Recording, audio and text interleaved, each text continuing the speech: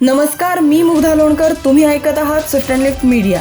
बजेटपूर्वी Sensex आणि निफ्टीमध्ये जोरदार तेजी. अरुणाचल प्रदेशात पावसाने हाहाकार माजला असून राज्यातील 44 पेक्षा अधिक गावांना पुराचा फटका बसला आहे.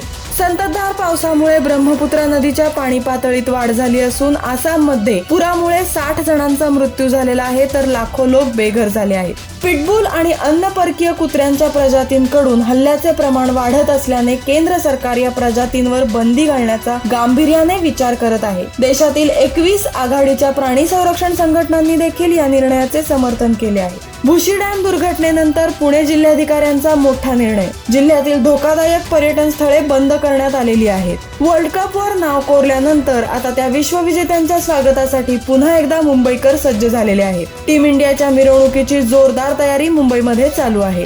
पुण्यामध्ये झिका या आजाराचा संसर्ग वाढत असून रुग्णसंख्येत वाढ झालेली आहे. अशाच नवनवीन बातम्यांसाठी सबस्क्राईब करा, लाईक करा, शेअर करा स्विफ्ट अँड लिफ्ट मीडिया.